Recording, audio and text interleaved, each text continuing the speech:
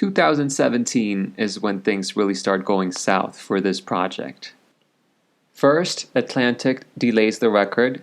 Now it won't be released in May of 2017, but in September of 2017. Charli gets very frustrated by this decision, and being the rebel that she is, she decides to make a new project in about 2 weeks, and she wants to release it for free. She paid for it all on her own, and she doesn't even tell her label that she's doing this. This mixtape is number one Angel, of course, and her label doesn't let her release it until March, and they don't let her release it for free either, but at least it does get released. Now, before the release of the mixtape, Charli actually went on Jimmy Kimmel and performed After the After Party and Bounce. And yeah, that doesn't really go well. I mean, the performance is iconic, but the general public doesn't really get it, and people just hate it on YouTube. I imagine the people at Atlantic actually panicking after this. They obviously delayed the album to create more hype around it, and this live performance just showed them that this project would not be well received by general audiences. While I was doing my research, I found that the original Kimmel performance had been uploaded with a really bad mix.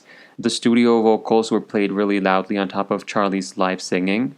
And then about a month after the video was uploaded, the audio on the video was actually changed for one that had a better mix without the studio vocals, and it does sound much better. But either way, by June of 2017, the video had already been privated. In March of 2017, Number One Angel is released. And I think this mixtape is important because it shows her that there are other ways in which she can release music without her label getting in the way. A week after the release of Number One Angel, an interview was published on the Beat Juice magazine, and Charli mentions a couple of songs off her new album, Can You Hear Me and Waterfall. At this point, we don't really know it, but Atlantic already has very different plans for this album. Since April, Charli has been filming a music video, and on May it's announced that her album won't be released in September, but in 2018. So of course, Charli grows increasingly frustrated, and then this time she reaches out to AG again, and they decide to create an entire album in just 24 hours. Only 2 of the songs from this session would eventually get released, but I think we start seeing a pattern when every time Charli's album gets delayed, she has to go back in the studio and create and feel like she's in control of her own artistry. We would see her take this approach to a more extreme level in 2020 when, during quarantine, she recorded an entire album in just 5 weeks. Now, also in May of 2017, Charli and AG went to Japan and they did this set for Nylon magazine. And even though we didn't know it at the time, this would really be the final party before the catastrophe. It was actually a really fun set. They played Girls Night Out, No Angel, Bounce, this song called Up and Down, which is actually a Danielle Harl song. There was a cover of Believe by Cher, and a new song called Party for You, which would eventually end up getting released on that 2020 album. And then in July it is announced that Charli's second single is being released, but it's not a song that we've heard about before, and she didn't even write this song. Clearly this was her label's idea and not her own. And so in order to regain creative control and take ownership of this release, she co-directs the music video, and she does a terrific job. It is pretty obvious at this point that Charli's vision for this album and her label's plan for it are just incompatible. So I think it's no coincidence that in August of 2017, the leak happens. All the songs that have been sent for mixing just end up online, and for Charli, this is truly devastating. She has described this experience as cruel and traumatizing, and you can tell that this affected her quite a lot. She has also said that the people who leaked her music thought they were doing her a favor, but that this was just very damaging to her, both as an artist and also as a business person, because at the end of the day, this is her job, this is her livelihood. Originally, I was going to talk a bit more about leak culture and how it's harmful to artists, but I don't feel like I have the moral authority to do so just because I am making this video. I do have these songs, I have heard the leaks, but I will say that I do not agree with the people who say they are glad that this album leaked or that this somehow made Charli a better artist. I don't know, I think that's a very messed up way to look at this situation. But I do understand where people are coming from when they say these things. Would Pop 2 exist if this album had been released? Probably no, not in the state that we know it. But it is really impressive that despite the leak and despite how painful it was for her, she still kept on creating. So yeah, I don't think that she's a better artist because of the leak, but in spite of it. One of the other videos on YouTube about this album is called XCX World, a Pop Tragedy. And it does feel like a loss in a way. It is unfortunate because this music was never given a chance. It is unfortunate because of the way the leak happened. And it's really sad that these songs that Sophie and Charli created together and that you can hear they had so much fun making just became sort of the opposite and became this very traumatic experience for her. And now with Sophie's passing, I feel like this release is charged with so much weight. And I really just hope that Charli's able to look back and remember the good things and how much fun they had and how they really tried to revolutionize music. And also, there's something about Sophie that was always so otherworldly and mysterious. And it really doesn't come as a surprise that this music wouldn't get an official release and that it just became this very elusive, intangible, and immaterial thing.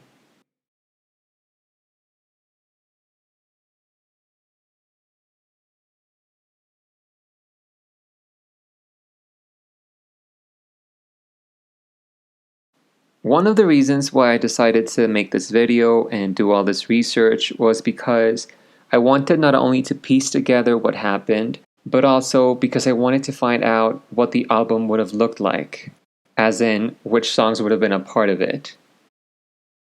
This track list is the one that most people share online when they talk about this album, and from what I understand, it was created by a user called Bloom For You on the lanaboards.com forum. This person, Bloom For You, was behind some of the leaks of the songs, and they were considered an insider. So that is really how this tracklist became widely accepted.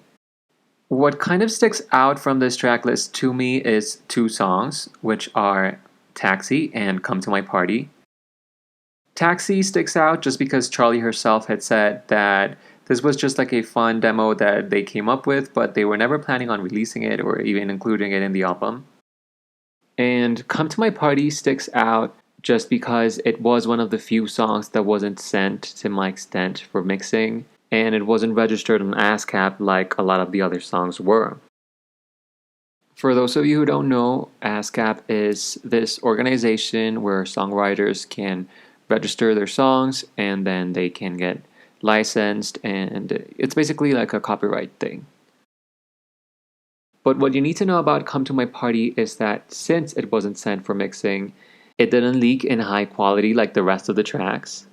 So it became like this holy grail, like the missing puzzle piece that everybody wanted to have in high quality. Then, sometime around 2018, new snippets of Come to My Party started going around, but this time the song had a different production, and fans were speculating that maybe it would be included in the now official third studio album. However, that album was released and Come to My Party was not on there. Then in 2020, during her Grindr quarantine set, Charli played this song, and it was just the same version that had leaked in 2017. And then finally, the mystery comes to an end when in January of 2021, Bloom For You came back from the dead and posted this on Lana Boards. In this confession, they say, among other things, that they were not the person who, quote unquote, obtained these songs. They say they were just distributing them. They also say that they haven't leaked anything for a while. And this is the interesting part. They say that Come to My Party Final 2018 is fake, and that they had a friend make that to troll another person because they had been rude to them or something.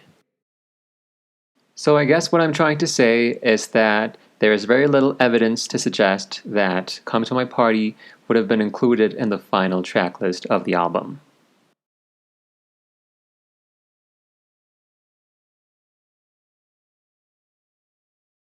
So this is the part of the video where I show you the track list that I use. Of course, I had to put Bounce as the opening track, and I Want to Be With You as the closing track, because according to that June 2016 draft, that was sort of what Charli envisioned originally. And then I divided it in 3 sections. So the first part is the party vibe, then I called this section Drunken Love, and then we have Trouble in Paradise. Then I put Girls Night Out towards the end, just to bring back that party motif, and also because Charli would usually play this last at her shows.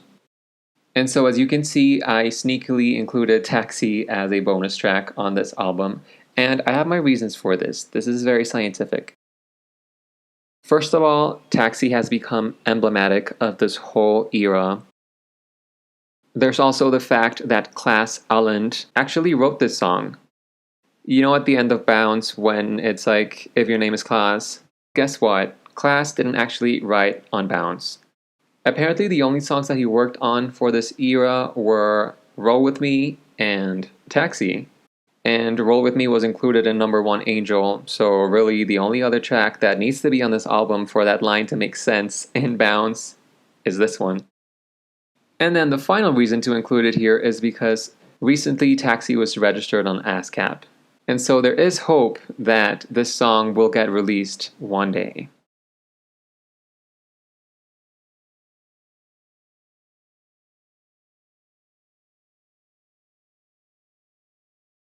There's something about this album that is so infinitely fascinating to me. And even though things didn't go out as planned, the fact that we're still talking about it today is just a testament to how truly iconic it actually is. If you made it all the way here, thank you very much for watching, and I'd really love it if you left a comment with what your XCX World track list looks like.